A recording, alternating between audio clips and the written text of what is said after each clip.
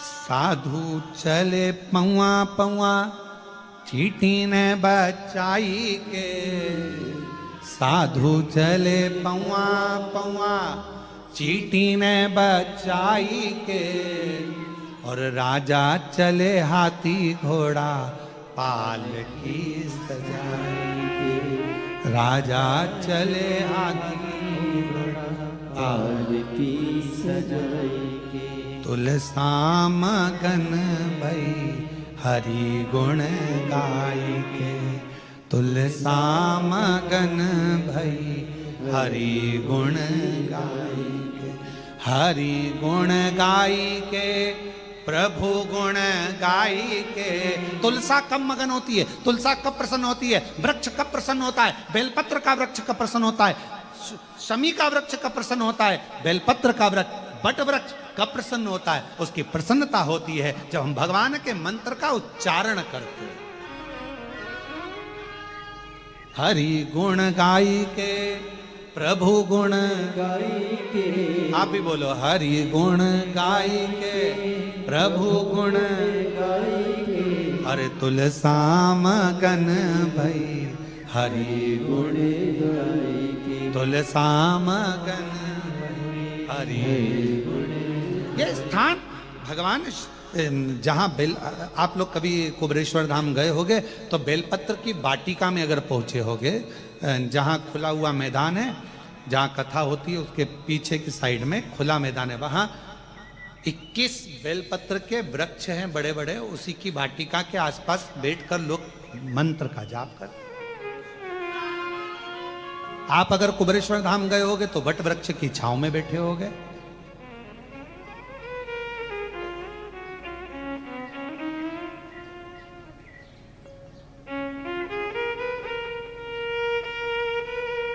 कम से कम 400 साल से 500 साल के बीच में 300-400 साल 500 साल पुराना बट वृक्ष। कभी आप लोग गए हो कुबरेश्वर धाम तो वहाँ लोग बैठकर अभी तो वहाँ का मार्ग इसलिए बंद रखा है क्योंकि वहाँ काम चल रहा है, तो वहाँ अभी जाने नहीं देते, रास्ता बंद रहता है। नहीं तो मंदिर प्रांगण के पीछे ही जहाँ कथा होती है उसके ठीक पीछे के साइड में बट वृक्ष बहुत विशाल। उसकी छांव में अगर आप कभी बैठे और शिव नाम का उच्चारण कर कर देखना, कभी बैठकर एक बार दिल से मन से 2 क्षण बैठकर आप उसका उच्चारण कर कर देखना। अभी उस स्थान पर तो निर्माण चल रहा है जिससे भक्त लोग वहां पहुंचे तो वहां आराम से बैठकर मंत्र उच्चारण कर सके, ऐसी व्यवस्था वहां करी जा रही। बैठे उच्चारण करें श्री शिवा। कभी मौका लगे और कभी अभी जब वहाँ का निर्माण पूरा हो जाएगा तब आप लोग जब दर्शन करने उस बट वृक्ष की छांव में, जहाँ बेलपत्रियों का कुंज है, बेलपत्रियों का कुंज जहाँ है 21 वृक्षों का, उसके पास में कभी बैठ कर देखिए 2 क्षण 2 स्मरण कर कर देखो, बैठ कर। केवल कुबरेश्वर धाम आप गए, जरा मंदिर में दर्शन किया और दर्शन कर कर नहीं, कुबरेश्वर धाम के कुछ स्थान है उसका आप दर्शन करो, वहां बैठो, थोड़ा स्मरण करो वहां बैठकर कि आखिर इस धाम की इतनी महत्वता क्यों है, क्यों इतनी महत्वता, क्यों इतनी।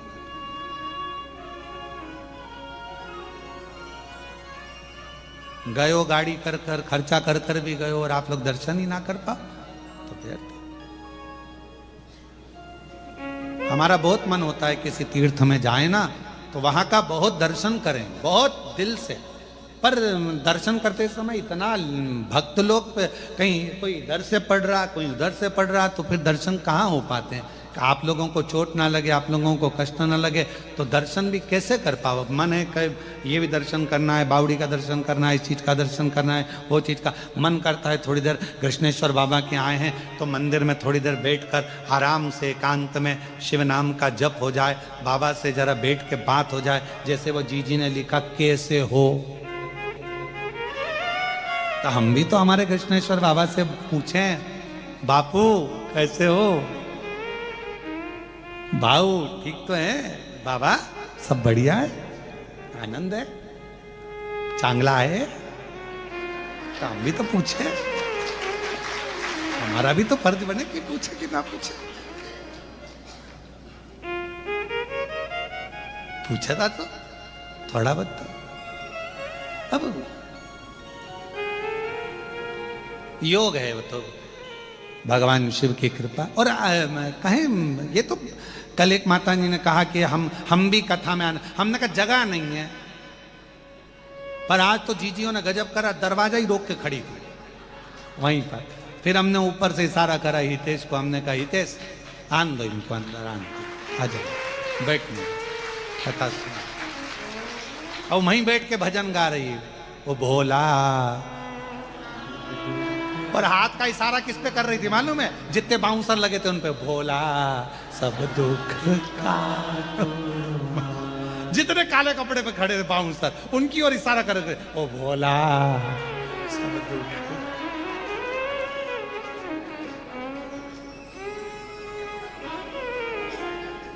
और हम तो कथा में आने के लिए स्नान कर रहे, और इनकी आवाज वो भोला सब दुख। स्नान कर कुरा के हम बाहर गए, हमने कहा बात क्या है आखिर, देखे सर लगी लाइन बाहर और सब इशारा करके गा रही भोला।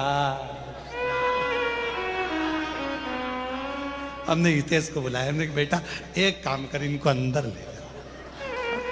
कहा गुरुजी हाल में जगह नहीं है। मैंने कहा हाल में नहीं हो, दिल में होना चाहिए, तो ले जा इनको अंदर ले जा। सुधा बेटी, और सुधा बाल्यावस्था से ही वृक्ष की छांव में बैठकर भगवान के मंत्र का उच्चारण कर रही है। उच्चारण थोड़ा ध्यान देना एक बात को, जिस वृक्ष के नीचे बैठकर आप मंत्र का जाप करते हो, उस वृक्ष की पत्ती को नहीं तोड़ना, इसका स्मरण। जिस बेलपत्र के वृक्ष के नीचे बैठकर आप भगवान के मंत्र का उच्चारण करती हो, माला जपती हो, उस वृक्ष की पत्ती को तोड़कर नहीं चढ़ाना, उसको रहने दो।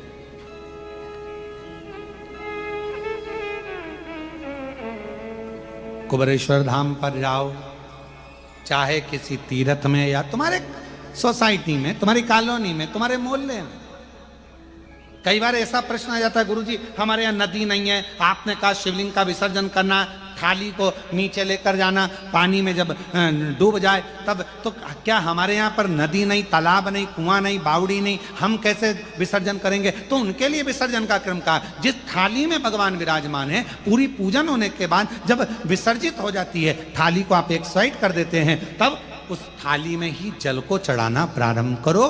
तसले में, पात्र में उस शिवलिंग का विसर्जन करो, उसके बाद उसको किसी वृक्ष में ले जाकर डाल। ये भी एक विसर्जन का तरीका। बड़ी बड़ी शहरों में, बड़ी बड़ी सिटियों में नहीं है तालाब, नदी, सरोवर, बावड़ियां, कहाँ जाए ठंडा करने, विसर्जन करने, उनके लिए।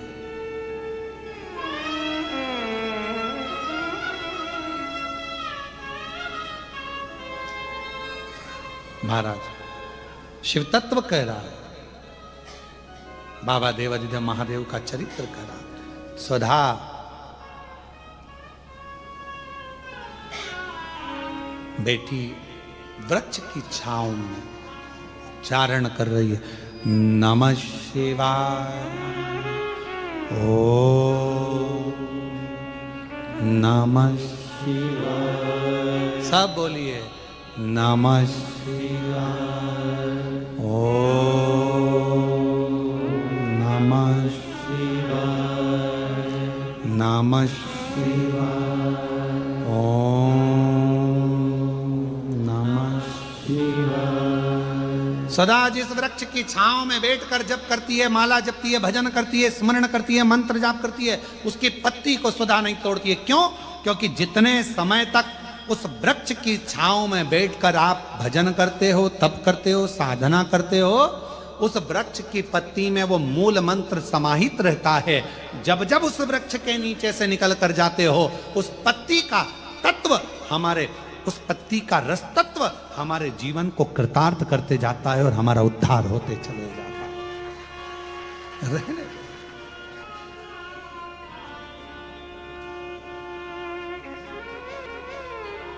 सुधा बड़ी हुई, और जब सुधा बड़ी हो गई, सुंदर बहुत थी, भगवान नारायण ने देखा कि बड़ी सुंदर है, शिव का जाप करती है, शंकर का स्मरण करती है। शिव जी से पूछा जाए कि इसको किसको दिया जाए, ये किसके साथ ब्याहेगी, इसका विवाह किसके साथ होगा, ये शंकर भगवान से पूछा गया।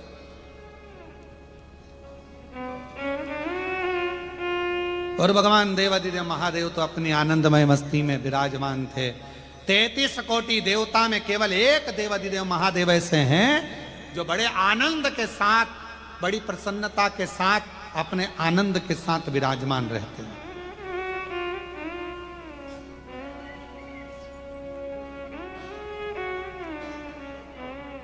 जब लाइफ का बेस्ट चैप्टर चालू होता है ना, तो व्यक्ति अपने शोक करना भूल जाता है।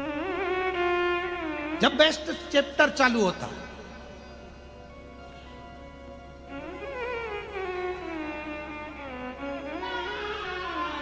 एकदम अच्छा समय जब चालू हो तो उस समय पर व्यक्ति फिर अपनी फील्ड में आगे बढ़ने का प्रयास करता है। फिर कोई उससे कहे थोड़ा सस्त हो जाओ, थोड़ा तैयार तो हो जा, बाद में हो जाऊंगी, बाद में कर लूंगी, पहले काम, पहले अभी भगवान मेरे अभी लाइफ अच्छी चल रही है ना, तो इसको मैं अच्छा कर लूं, मैं अभी अच्छा कर लूं और अच्छा कर लूं। उसमें लगा, शौक भूल गया। कितने दोस्तों के साथ बैठता था, कितने गप्पे मारता था, कितने फालतू बातें करता था, सब भूल गया। क्यों? क्योंकि अभी उसको अपनी लाइफ देखनी, उसको आगे बढ़ना।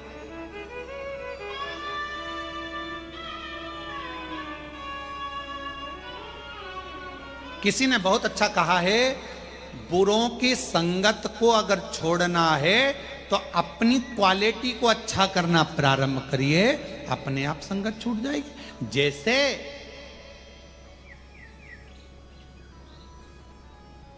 मटर पनीर की सब्जी में सबसे ज्यादा लोग मटर को खाते हैं कि पनीर को? जम के बोलिए, पनीर को। छाट छाट के बड़े प्रेम से खाते उसको, पनीर। क्यों? मटर महंगा है कि पनीर? बोलो बोलो, जरा जम के बोलो। पनीर। तो मटर पनीर की सब्जी में पनीर को वीआईपी बनाया गया, तो वीआईपी पनीर को चुना गया, ठीक है, मटर को छोड़ दिया गया। अब मालूम पड़े आलू मटर की सब्जी हो तो आलू मटर की सब्जी में कौन वीआईपी है? मटर। फिर लोग आलू को एक साइड कर देते हैं, मटर को खाते हैं। इसलिए निवेदन है, दूसरे के साथ में तुम्हारा वीआईपी नेस नहीं आएगा, अपने आप को पनीर और मटर बनाना है। आलू तो कोने में पड़ा रहेगा, जितने तुम वीआईपी बनते चले जाओगे, ये बेकार सब छूटते चले जाएंगे और तुम्हारा जीवन अग्रण्य हो।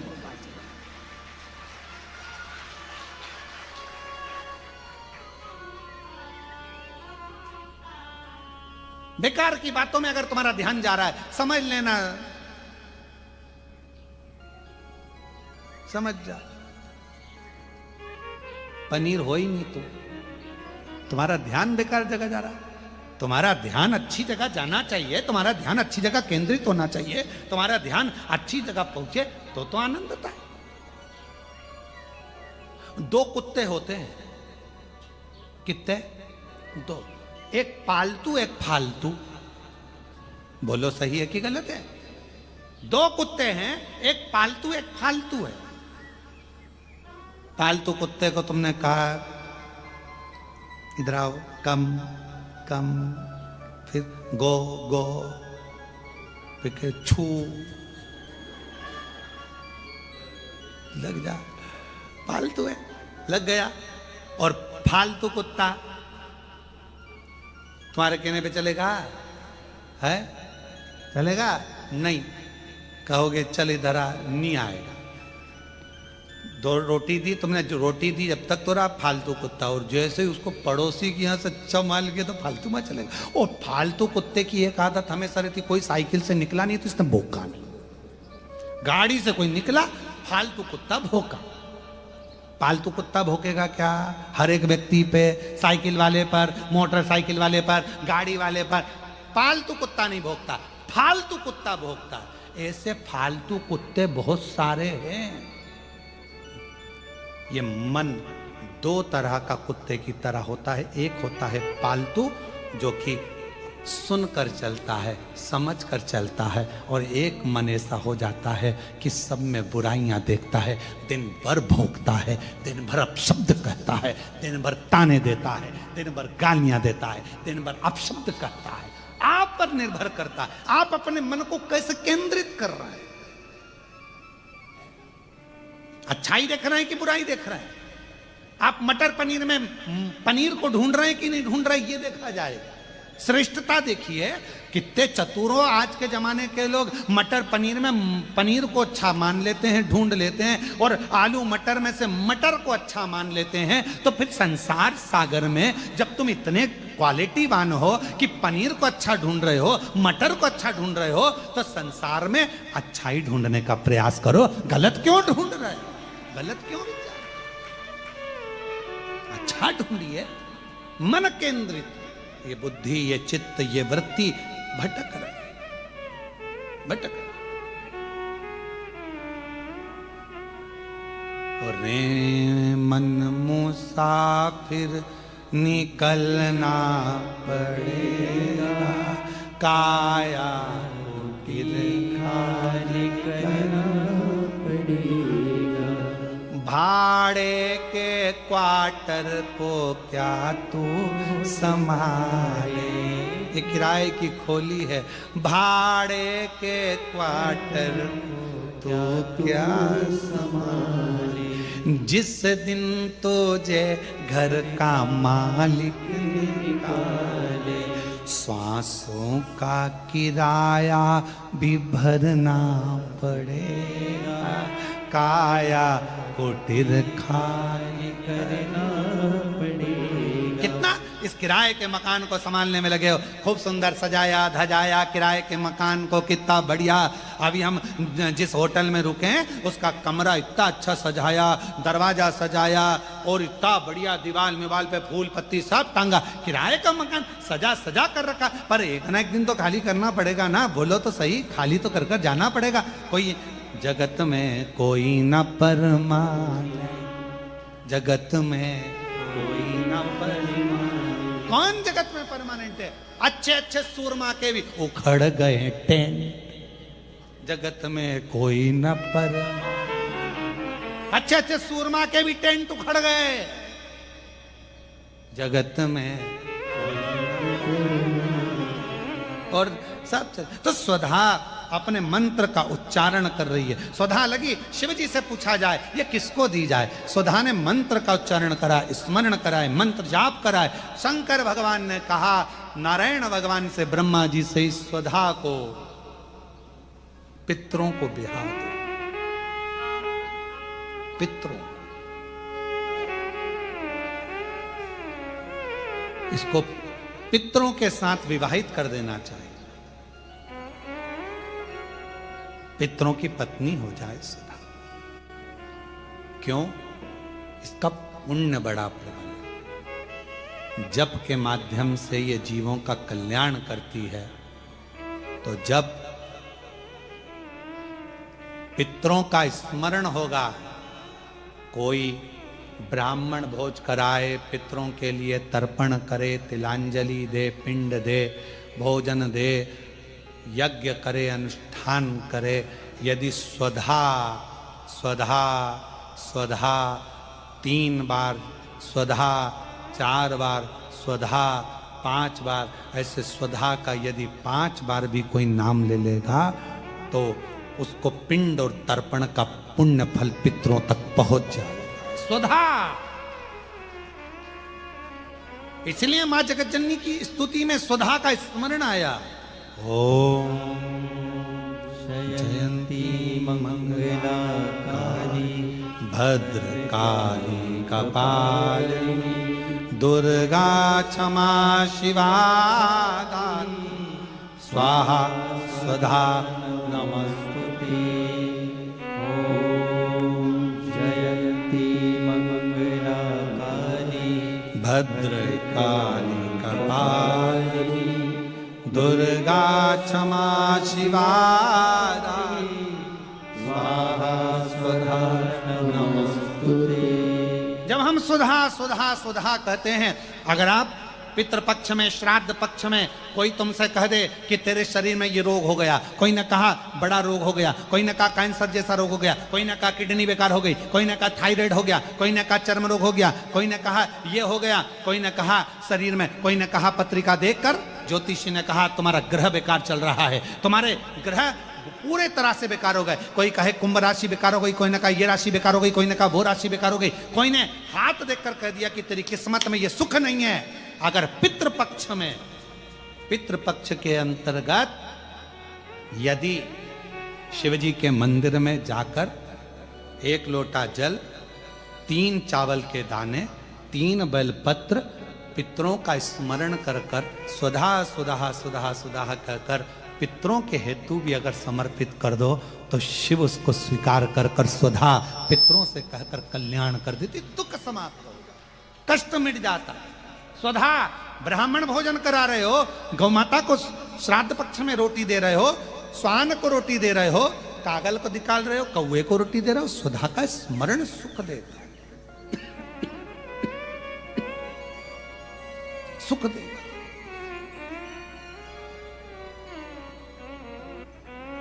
ओम जयंती मंगला काली भद्रकाली कपालिनी दुर्गा क्षमा शिवा दानी स्वाहा स्वधा नमस्तुते।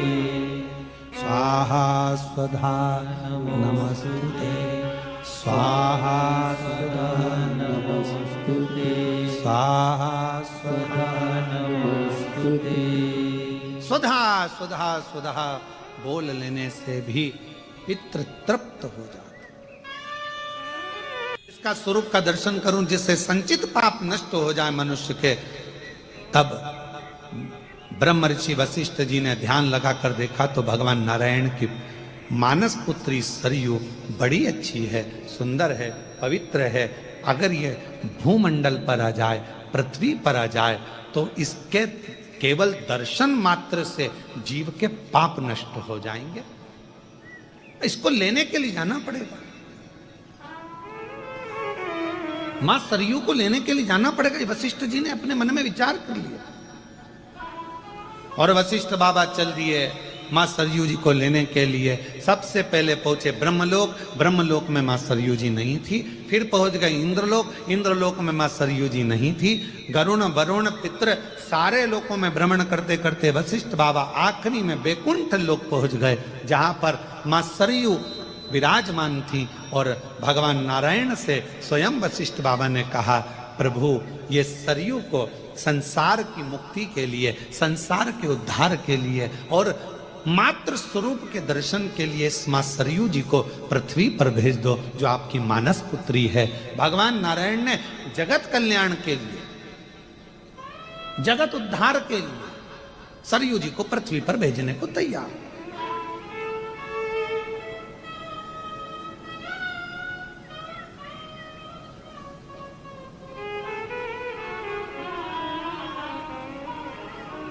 अब कई लोगों के मन में एक प्रश्न आता है, गुरुजी इस प्रसंग का शिव पुराण से कौन सा संबंध है?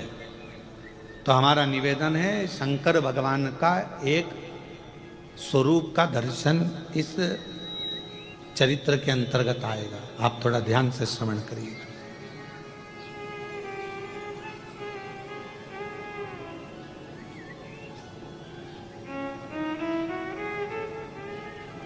सरयू जी को दे दीजिए, ठीक है, ले जाओ। एक सड़क, एक शिक्षक, ये दोनों जहां हैं वहीं रहते हैं, पर इनके पास आने वाले को ये मंजिल तक पहुंचाते रहते हैं। कौन कौन? जम के बोलो जरा। सड़क और शिक्षक। शिक्षक वही नौकरी कर रहा है, स्कूल में पढ़ा रहा है, उसको वही तनख्वाह मिल रही है 25,000, 50,000, 30,000, 20,000, जो उसको मिलती है उससे हमें कोई मतलब नहीं, पर शिक्षक वही है। शिक्षक वही पहनावा पहन रहा है, वही पैंट, वही शर्ट, वही साधारण सा जीवन जी रहा है, और शिक्षक वही है, वही 25, 30, 10, 20 हजार रुपये महीना कमा रहा है, 40, 50 हजार रुपये महीना कमा रहा है, पर वो शिक्षक के पास जो जाता है, शिक्षक वही रहता है, पर शिक्षक अपनी शिक्षा के माध्यम से अपने शिष्य को कहीं कलेक्टर, कहीं एसपी, कहीं डीएसपी, कहीं कमिश्नर बना देता है।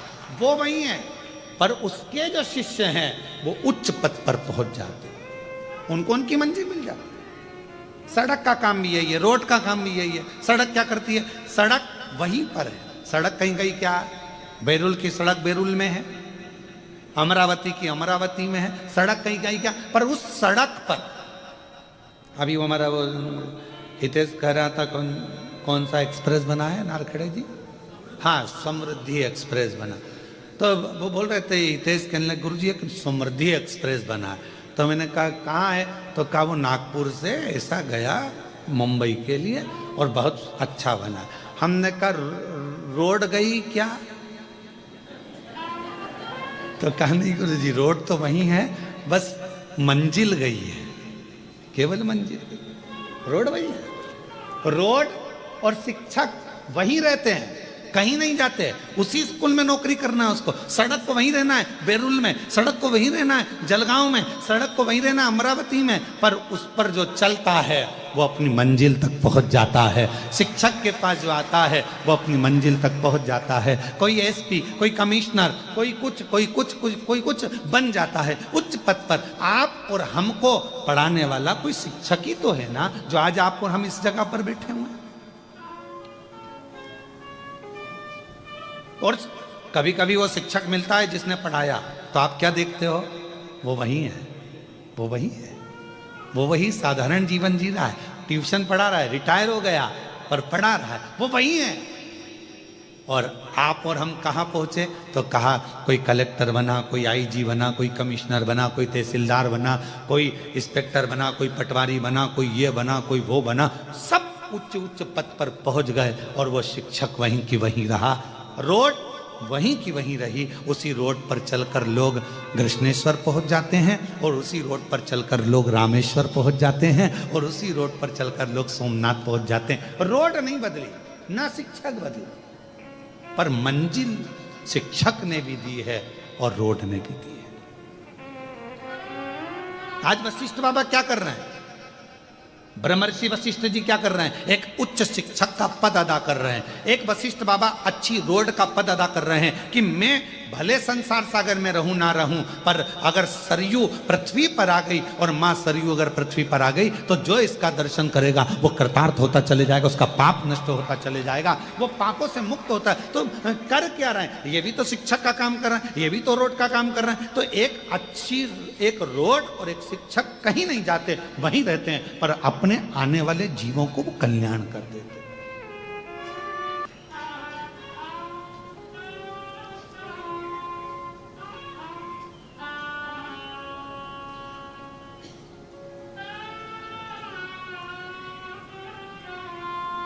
जो तुमने मांगा है वो देगा। और महादेव नमन चरणों में स्वीकार कीजिए, सबका किया है मेरा भी उद्धार कीजिए, उद्धार कीजिए। है त्रिपुंडधारी, है त्रिशूलधारी, है त्रिपुंडधारी, है त्रिशूलधारी।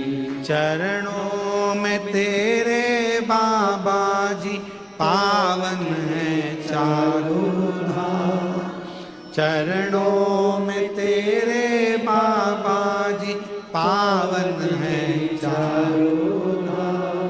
तेरी देव करते वंदना, पूजे सीताराम, तेरी देव करते वंदना पूजे हैं सीताराम हो जाए पूरी कामना, हो जाए पूरी कामना। उपकार कीजिए सबका किया है मेरा भी उद्धार कीजिए उद्धार कीजिए है त्रिपुंडधारी, है त्रिशूलधारी है त्रिपुंड धारी है त्रिशूलधारी। बाबा इतनी कृपा, इतनी करुणा करे, इतनी दया करे, इतनी करुणा करे।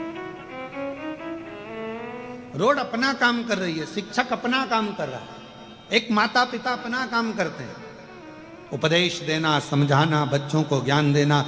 समझ जाए तो उसकी जिंदगी बन जाए।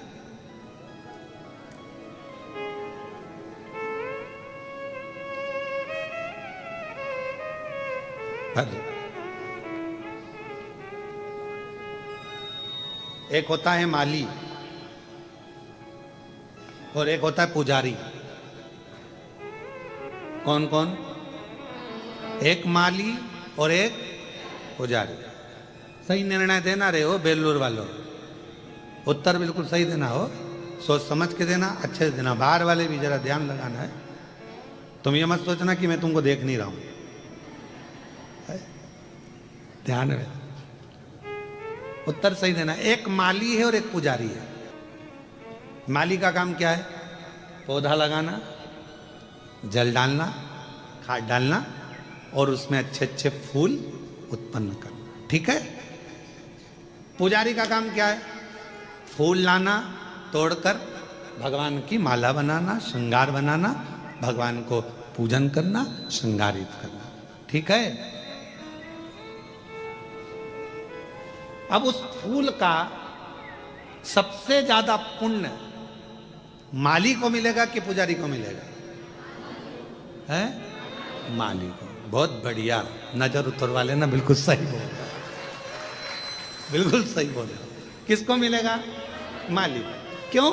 क्योंकि माली ने उस फूल को अपने पुत्र की तरह रखा है। पहले बच्चा की तरह पहले पौधा लगाया, पौधा लगाकर उसको धीरे धीरे बड़ा करा और धीरे धीरे बड़ा करने के बाद में वो जो फूल है उसको संजोया, संजोने के बाद उसको फिर वो लेकर चला।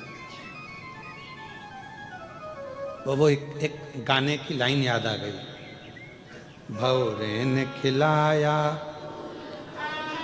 ले गया राज, भौरे ने खिलाया फूल को ले गया राज।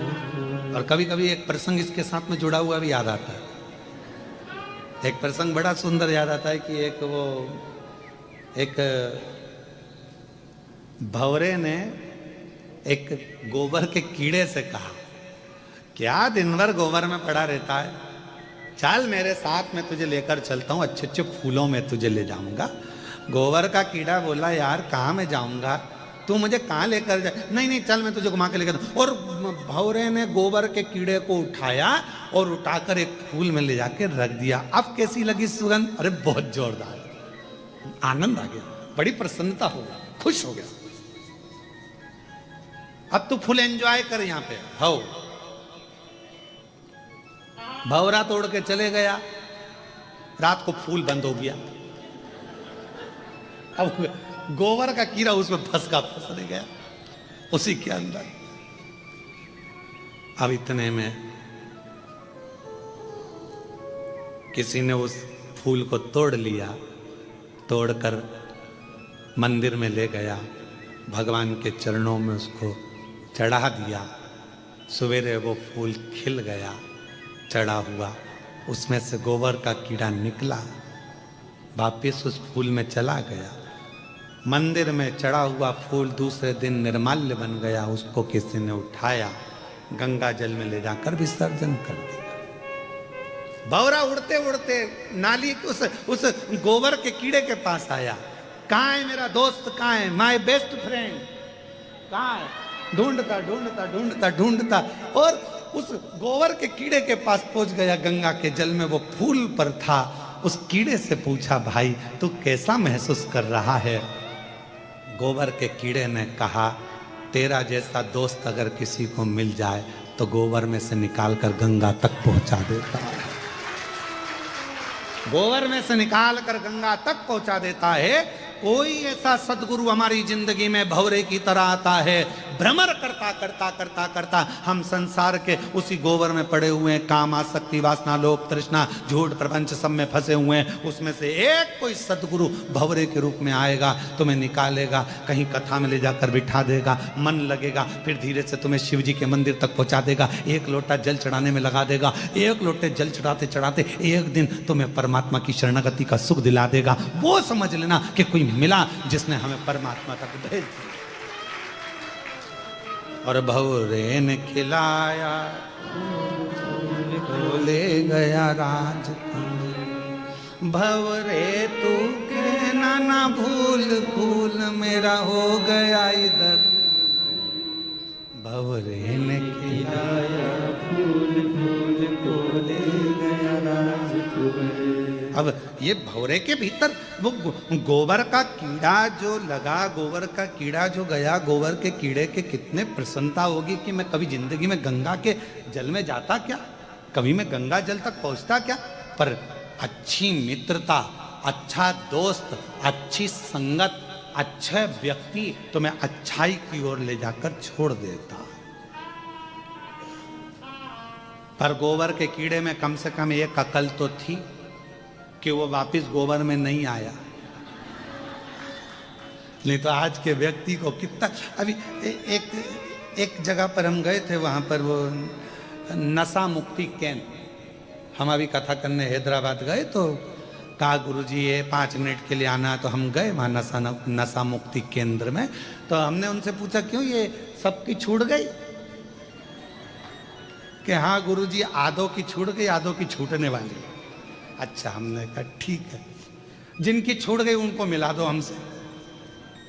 हमने कहा भैया कहाँ से आए हो? तो कोई कहा कि हम बीजापुर से आए हैं। अच्छा ठीक है। फिर कोई बोला वहाँ से। हमने कहा ठीक है, छोड़ दी।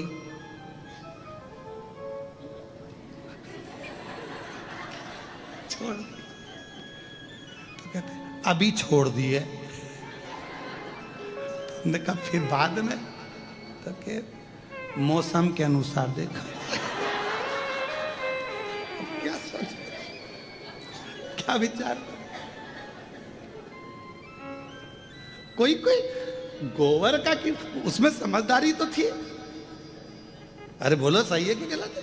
समझदारी थी कि नहीं उस गोबर के कीड़े में? कि इतनी अकल गोबर के कीड़े में थी कि महाराज वो गया तो वापस लौटकर गोबर में नहीं आया। बस ये समझदारी तुम्हारी जिंदगी में होना चाहिए कि अगर शिवर वाला महाराज ने कहा कि एक लोटा जल चढ़ाओ, चढ़ाने लगो, शिव का नाम लो, लेने लगो, श्री शिवाय नमस्तुभ्यम जपते रहो। अब दुनिया के प्रपंच में फिर कोई आएगा कि तुम ये मत करो, तुम बेलपत्र मत खाओ, तुम जल मत चढ़ाओ, तुम ऐसा मत करो वैसा। हमने तो सोच लिया, अब तो एक साधे सब सधे। अब तो हमने सोच लिया कि शंकर हमारा और हम शंकर के। फिर क्या विचार कर?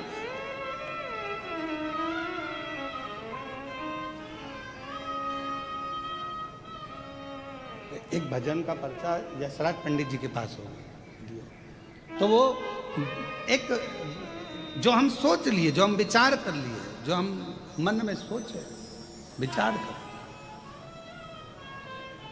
तो महाराज शिव कथा कर रही है और मैंने तेरे ही भरोसे बाबा, तेरे ही भरोसे हवा बिछ उड़ती जावांगी। बाबा डोर घर तो छड़ी ना में कटी जावांगी। ओ भोले मैं तेरी पदम शंभु मैं तेरी पदम हवा बिच उड़ती जावांगी। बाबा डोर घर तो छड़ी ना में कटी जावांगी। तो रोड का काम है और शिक्षक का काम है।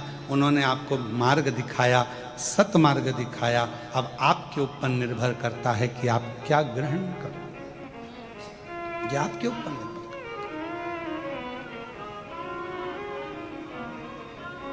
है। माली और जम के बोलो, जम के पुजारी। माली ने क्या करा? पौधा लगाया। माली ने क्या करा? फूल के पौधे को बड़ा करा।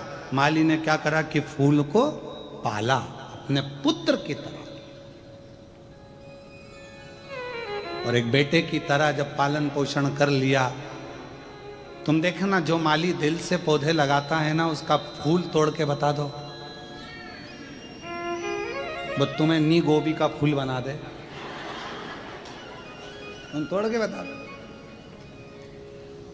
कोई किसान सोयाबीन लगाया, कोई किसान ने मक्का बोई, कोई किसान ने गेहूं बोया, फसल लगाई, और तुम उसके खेत को मचाओ तो वो एक एक पौधे को अपनी औलाद की तरह रखता है किसान। एक एक पौधे को, सोयाबीन का एक पौधा होगा, एक गेहूं का पौधा होगा, एक मक्का का पौधा होगा, तो वो किसान के लिए उसकी औलाद जैसा होता है, उसके बच्चे जैसा होता है कि कैसे इसमें जो दाना आएगा मैं बेचकर अपना कर्जा चुका दूंगा, मेरी घर बना लूंगा, मेरी बेटी की शादी कर दूंगा, मेरे बेटे का ब्याह कर दूंगा, मेरा मकान बन जाएगा। किसान कितनी आस लगाता है।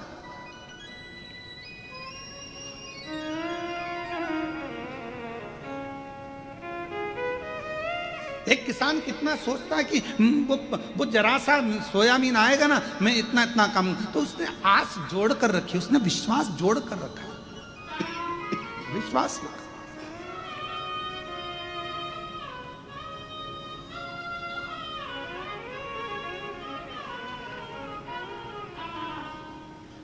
माली ने पौधा लगाया, फूल बड़ा करा, पुजारी ने फूल को तोड़ा, भगवान तक लेकर गया। मेरे बेलूर की जीजाओं ने बहुत अच्छा जवाब दिया कि सबसे ज़्यादा पुण्य किसके खाते में जाएगा? माली के खाते में। क्यों? उसने अपने पुत्र के भाव से उसको संजोया है, और पुत्र को संजो कर उसने परमात्मा तक ले जाने के लिए छोड़ दिया है। बीच में मझधार जो बना है, बीच में सेतु जो बना है, बीच में जो मंजिल तक पहुंचाने वाला बना है, वो पुजारी। तो एक संत, एक साधु, एक सन्यासी, एक तपस्वी, एक कथाकार, एक गुरु अपनी जिंदगी में माली का काम करता है, तुम्हें पोष कर बड़ा कर कर परमात्मा तक पहुंचाने का एक लक्ष्य निश्चित कर देता है, और तुम्हें वो परमात्मा तक पहुंचाने का प्रयास करता है। जैसे ब्रह्म ऋषि वशिष्ठ जी सरयू जी को लेकर आना चाहते हैं। भगवान नारायण से कहा कि मैं सरयू को ले जाना चाहता हूं। क्यों? भगवान विष्णु ने पूछा, ये मेरी मानस पुत्री है, तुम इसको करोगे क्या? क्यों लेकर जा रहे हो? पृथ्वी पर क्या काम आएगी? तो ब्रह्म ऋषि वशिष्ठ बाबा ने कह दिया कि मैं इनको इसलिए लेकर जा रहा हूं कि संसार के लोग इनका दर्शन कर कर अपने पापों को त्याग दें, पापों से मुक्ति मिल जाए।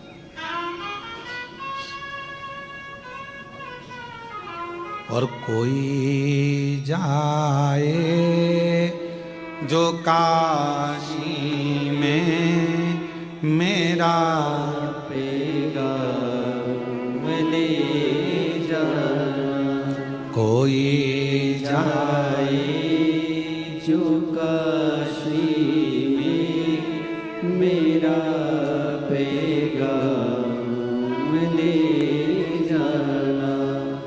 ये कहना डमरू वाले से तुम्हारी याद आती है, ये कहना काशी वाले से तुम्हारी याद आती है।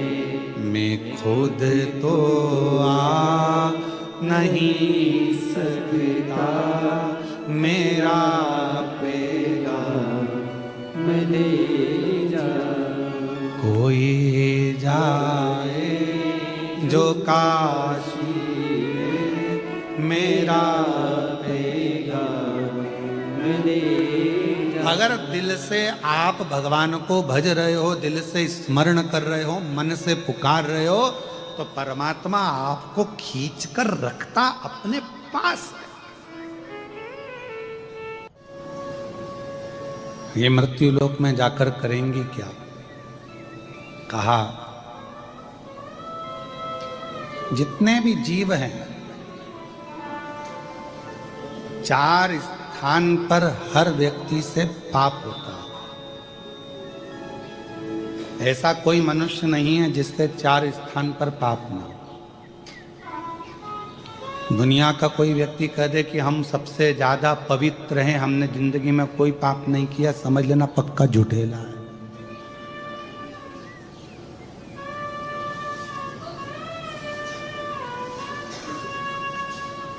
पक्का झूठ बोल रहा है अगर बोल रहा है कि मैंने पाप नहीं किया। 4 स्थान पर हर व्यक्ति से पाप होता है। पहला, झाड़ू लगाते समय छोटे छोटे जीव मर जाते हैं, उसका पाप माथे चढ़ता है। दूसरा, पानी भरते समय, कपड़े धोते समय, नहाते समय छोटे छोटे जीव मर जाते हैं, उसका पाप माथे चढ़ता है। तीसरा,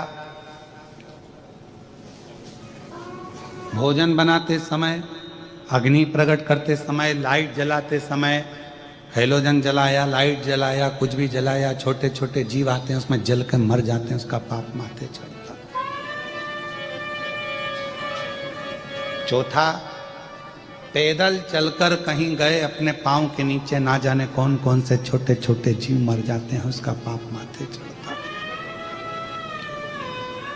अब कोई कह दे तुमसे आके कि मैं बहुत बड़ा महाराज और मैंने जिंदगी में कोई पाप नहीं किया, तो समझ लेना पक्का झूठ बोल रहा है।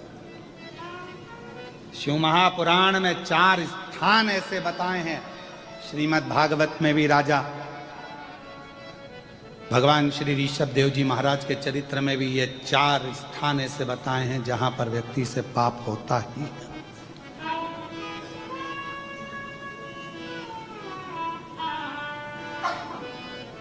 अब तुम मुंह हाथ नहीं धोगे क्या? जम के तो बोलो, धोगे ना, कोई जीव तो चाहता। कपड़े नहीं धोगे क्या? धोगे, जीव तो जाता। झाड़ू नहीं लगाओगे क्या? लगाओ।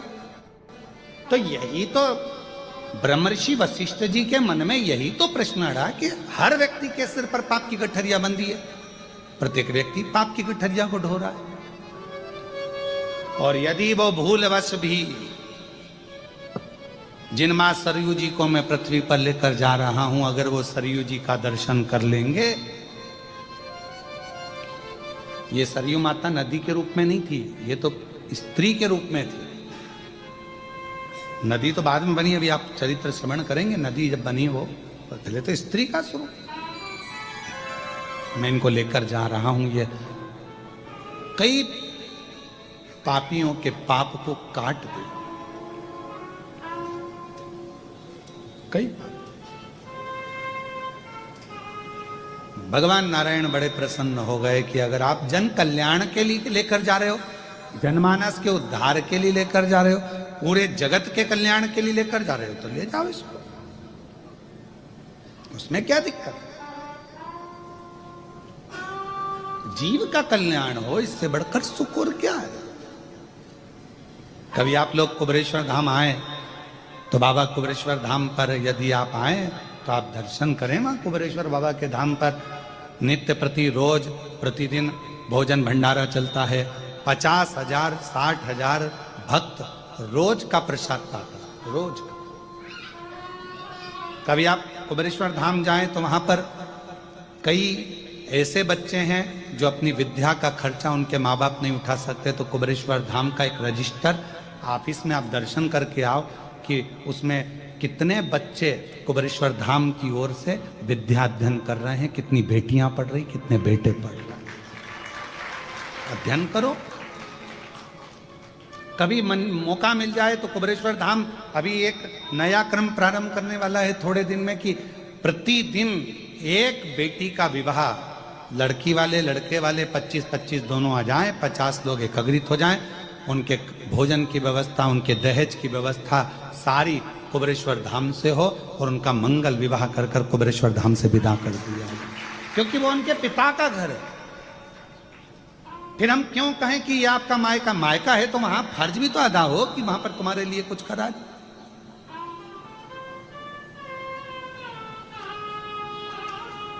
कितना सुंदर प्रसंग आप लोग कभी कृष्णेश्वर बाबा के, जब मैं कहूंगा आस्था चैनल पर जितने लोग भी कथा श्रवण कर रहे हैं, कभी जिंदगी में मौका लगे 12 ज्योतिर्लिंग में से कृष्णेश्वर बाबा का दर्शन करने के लिए आप वेरुल आइए, महाराष्ट्र आइए और दर्शन करो।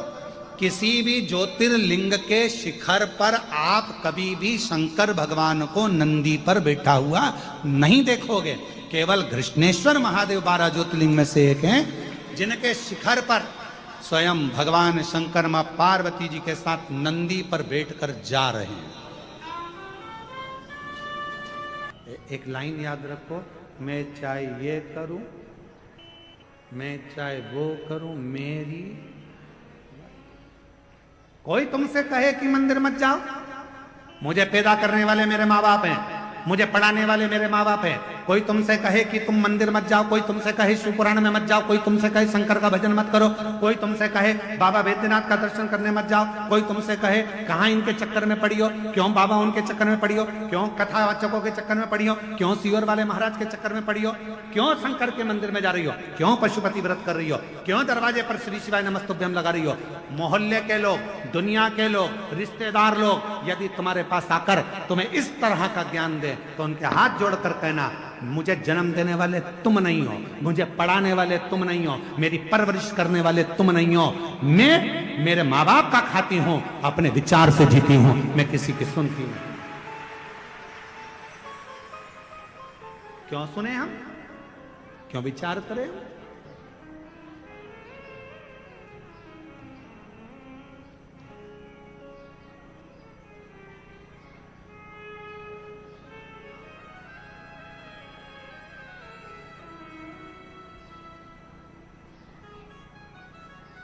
क्यों विचार करें हम इस चीज का?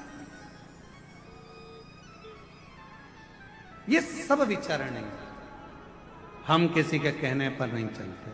हम तो बाबा के भरोसे चलते हैं, हम तो बाबा के भरोसे चलते हैं। ये दुनिया वाले जलते हैं, ये दुनिया वाले जलते हैं। हम तो बाबा के भरोसे चलते हैं, हम तो बाबा के भरोसे चलते हैं। डमरू वाले के भरोसे चलते हैं, काशी वाले के भरोसे चलते हैं। देवघर वाले के भरोसे चलते हैं। हम तो बाबा के भरोसे चलते हैं। शंभो बाबा बाबा के भरोसे चलते हैं। हम उसके भरोसे चलते हैं, हम किसी के कहने पर नहीं चलते। इसलिए बाबा से निवेदन करते रहो, प्रार्थना। मेरे सिर पर रख दो अपना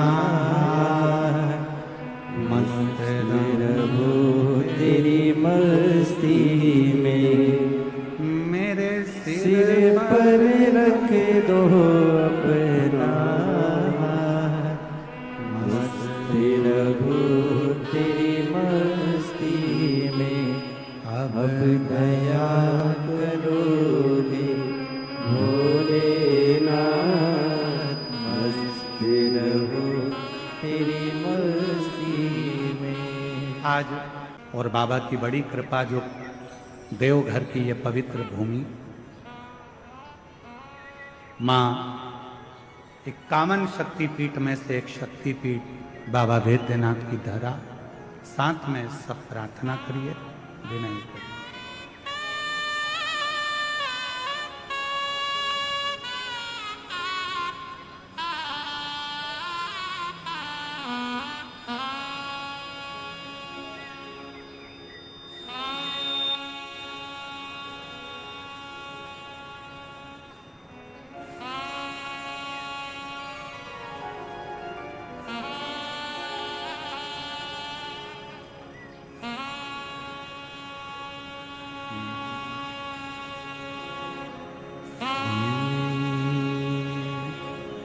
शिवाय नमस्तुभ्यं श्री शिवाय नमस्तुभ्यं श्री शिवाय नमस्तुभ्यं श्री शिवाय नमस्तुभ्यं श्री शिवाय नमस्तुभ्यं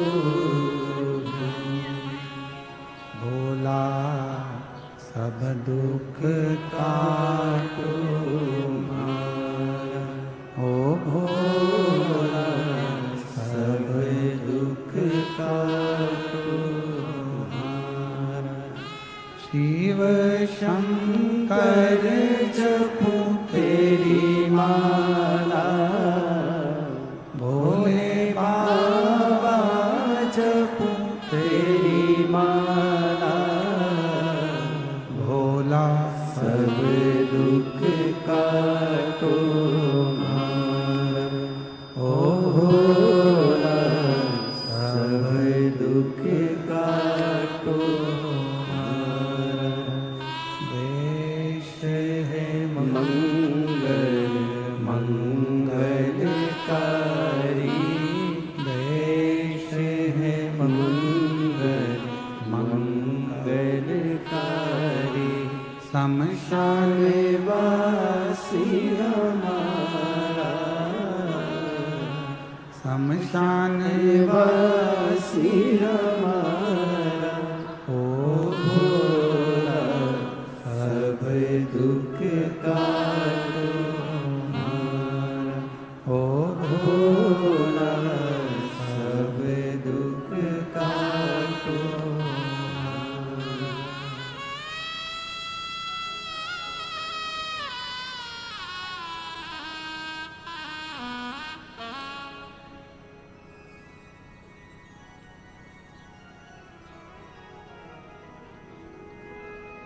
बाबा देवादिदेव महादेव, भगवान शिव ओघड़दानी त्रिकालदर्शी कैलाशी अविनाशी, भगवान शंकर की कथा कह रहे, शिव महापुराण की कथा वर्णन कर रहे हैं।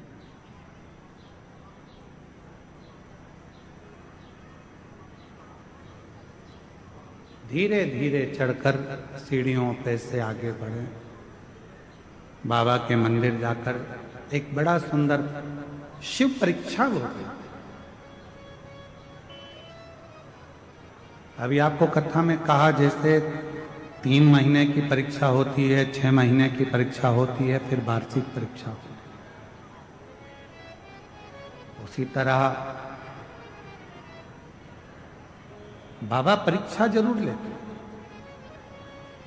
जब आप भगवान शंकर के मंदिर जाना चालू कर देंगे, शिव जी को जल चढ़ाना प्रारंभ कर देंगे, शंकर का भजन करना प्रारंभ कर देंगे, श्री शिवाय नमस्तुभ्यम बोलना प्रारंभ कर देंगे, तो धीरे धीरे बाबा परीक्षा लेकर हमारे को पास करना प्रारंभ कर देंगे।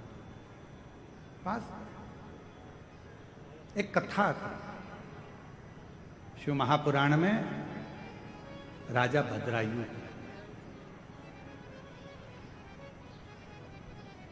एक राजा भद्रायु हुए जिनके माता पिता भगवान शंकर के परम भगत थे, पर पूर्व के कर्म के अनुसार